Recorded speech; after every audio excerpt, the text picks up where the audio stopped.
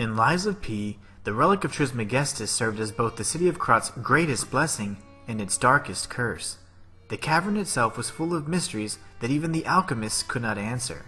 Where did the Ergo come from? And how was the Ergo first created? In this video, I propose several theories that hope to answer these very questions.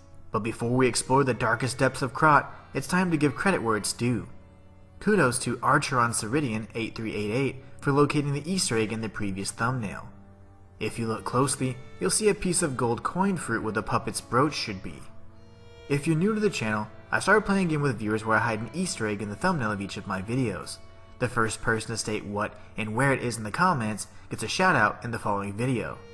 I'd also like to thank Cherry Berry for making a huge contribution on my Ko-fi page. Your kindness and generosity do not go unnoticed, my friend.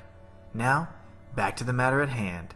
Long before the grandiose rise and fall of Krat, the city once knew much more humble beginnings. Visiting the Moonlight Town reveals that, not long ago, it started off as a poor fishing hamlet. It wasn't until the alchemists ventured to the small coastal village that the people experienced a surge of growth and prosperity. Under the leadership of Valentinus Monad, the alchemists had discovered the giant cavern that would come to be known as the Relic of Trismegistus. As they explored, they found that it was an abundant source of a mysterious mineral that generated unimaginable amounts of power and energy.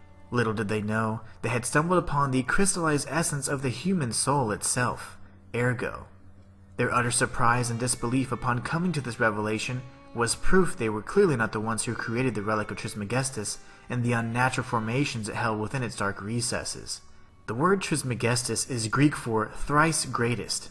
Interestingly enough, this term has close ties to both Hermes of the Greek pantheon of gods and Thoth of the Egyptian deities. These two entities were actually believed to be one and the same, and both were credited with granting knowledge of written language, astronomy, and alchemy to the masses in their respective cultures. So this begs the question, how were the first Ergo crystals created? Very few items directly reference the sacred location, so only the most astute of theory hunters can piece the puzzle together. In fact, only one weapon in-game, the Trident of the Covenant, references it directly. The item description reads, "A ritual trident that was lying asleep in the Relic of Trismegistus. It is presumed to have once belonged to a great warrior who served an ancient king. The warrior of the sea vowed to protect the people from the cursed relic. He kept his vow when his skin was mashed until it was green. Remember this for later." If we consider the fact the alchemist's belief system revolved entirely around attaining immortality, then we begin to see a glimpse of what possibly transpired. The Arm of God provides a bit more insight. The item description reads, "The Arm of God, obtained after defeating Simon Manus. It is a mysterious relic that the alchemists treated as a sacred object. The alchemists believed that there was once a god who was ripped to shreds trying to give immortal life to the humans he so loved, and they wanted to revive him. However, the god who was deep in sleep never answered their prayers. It's made quite clear that this so-called god visited Earth in the ancient past and was subsequently torn apart. The 3 volumes of So Said Pistis documented the account of this entity's arrival. They read as follows. I, Adriana, recorded for the brothers and sisters. Praise Pistis, the one who will swallow even God. Listen, my brothers and sisters. I, Pistis, shall tell you about the world's secrets. In the beginning, it was a wish. It had to be a wish. It's the only paradise perishable humans can have.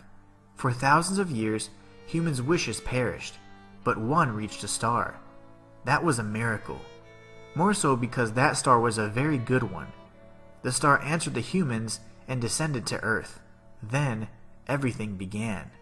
Listen, my brothers and sisters. I, Pistis, shall tell you about ancient secrets. A star that was curious about humans pretended to be human, then became one. The humans saw its splendor and called it an angel. Although its form was the same, its substance was different. The undying substance. The breath of metal that lives forever. That is the reason humans wished for an angel. The angel gladly shared immortality with humans, but the blessing wasn't for everyone. Listen, my brothers and sisters. I, Pistis, shall tell you about true eternal life. An angel's gift was something humans dare not enjoy. Many humans died with hope in their hearts, and the ones who lived harbored rage instead of death. Eventually, humans destroyed and burned their hope on their own. That is how the angel became the god torn to death. But today, there are definitely those who survived with the blessing. They, the immortal ones, still walk around and wish for the resurrection of God. I clearly told the truth I witnessed. Now you shall all follow this path. After interpreting this sermonic account, it seems that through the use of star fragments, the ancient inhabitants of Krat quite literally wished upon a star. Above all else, they sought immortality. To their surprise, an alleged star took interest in the plight of the humans and descended to Earth. The people believed this creature to be divine and called it an angel. Although this creature had descended from the heavens, it was no angel. It was in fact an extraterrestrial creature that had responded to a desperate call from a much more fragile species. Although it took the form of man, it could not completely hide its otherworldly nature. Its very flesh and blood could grant humans increased longevity, but the price was great. The so-called angel willingly offered its substance to the willing participants. Little did they know they had been reduced to subjects of an experiment. Many humans died in the process, and those that survived began to see reason.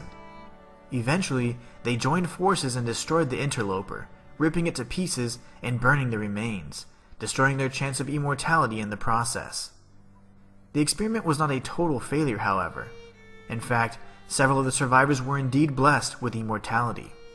And it was these very individuals who would form the Ouroboros organization and stop at nothing to search for any and all types of immortals in their journey to resurrect the one-winged angel who had granted their wishes ages ago. The Relic of Trismegistus was no sacred ground, but rather the site of Krat's first contact with an extraterrestrial. The Ergo found in the caverns was nothing more than the results of failed experiments that resulted in the demise of the unknowing human subjects.